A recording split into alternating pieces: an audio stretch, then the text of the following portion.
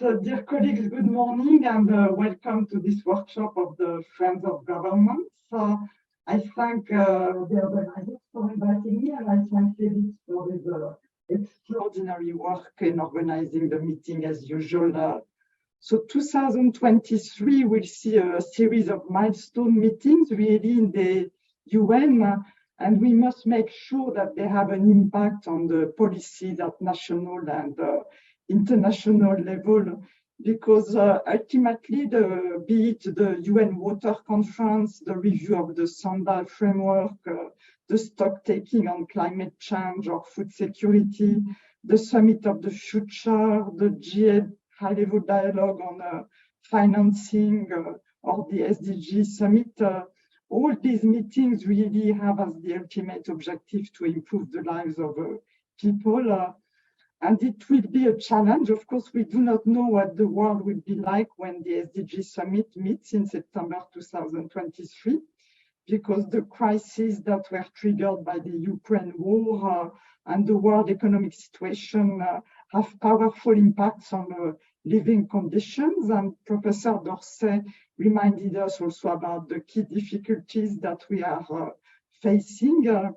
Today, we thought we would reflect on how we approach this unique series of UN meetings in 2023, so that together they identify ways to achieve the SDGs through our crisis response and recovery, and through new transformative policies, rather than focusing, on short-termism. The only certainty that we have today is that the 2030 agenda remains the framework for crisis response and recovery. And this was reaffirmed both in the July High-Level Political Forum on Sustainable Development and by the independent scientists who are writing the Global Sustainable Development Report. On our side, we see the SDG Summit as the kind of core event of the year, when the preparations and the outcomes of the 2023 meetings will converge. It will also be closely linked to the meetings that happened last year and to the other meetings during the 2023 General Assembly High-Level Week. In the UN, the Deputy Secretary General has created a steering committee to lead the UN system support to the SDG Summit, and the committee has articulated a strategy to support the preparations. It really sees the summit as a summit of action and implementation. The summit should revive the hope, the enthusiasm, the unique sense of international solidarity that was present when the SDGs were adopted, and it should really launch new momentum towards implementing the 2030 agenda.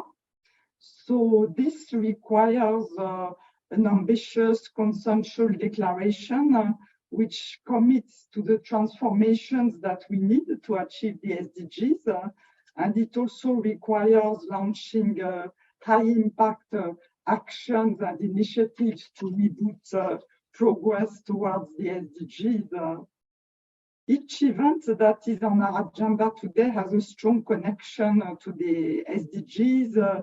They focus on specific SDGs, risk-informed policies, financing the SDGs, the Summit of the Future. We've discussed the proposals in our common agenda that are directly aimed at turbocharging the SDGs, as the SG said. The SDGs are closely interrelated, so these events of 2023 we can see as closely interrelated, but we mustn't forget that each one has its own logic and purpose, so we should make sure that each event delivers on this unique mandate and expectations. At the same time, we must prepare those events so that they contribute to making the SDG Summit a turning point. So this requires first that the events give a sense of urgency, but also of hope. We can achieve our goals and commitments with proactive transformative actions, adequate means of implementation, and international solidarity. We don't know the time frame, but this is the message. Second, each event should identify responses to the crisis that realize the deep changes we need to achieve the SDGs and our other commitments, and I said it earlier. Third, the events should look at the interrelations among the SDGs so as to identify transformative policies or game changers as delegations talk about at the moment. And this can result in a few critical policy recommendations for the declaration at the SDG Summit. Fourth, the events should launch high impact initiatives. And I want to underscore that we cannot be ambitious enough for these initiatives. We should aim, for example, at initiatives by the G20, such as to review their action plan for the SDGs.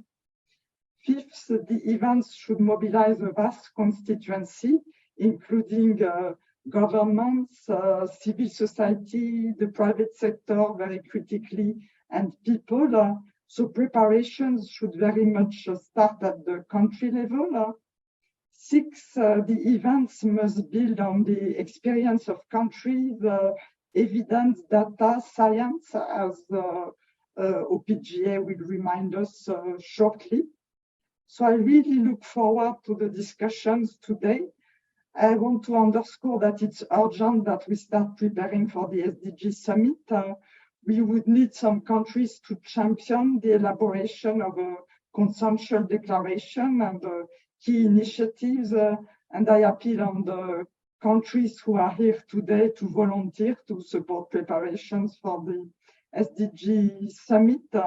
And to conclude, these events in 2023, they are really critical to demonstrate the kind of multilateralism that Professor Dorsey was speaking about earlier. Thank you. Marion, thank you ever so much for especially for your contribution today and your leadership at UN-DESA. And thank you to your team for helping organize the event today. Now we'll move on to our third speaker. It is Mr. Johannes Kohlmann, Chief Scientific Advisor to the President of the United Nations General Assembly. He is on loan from the World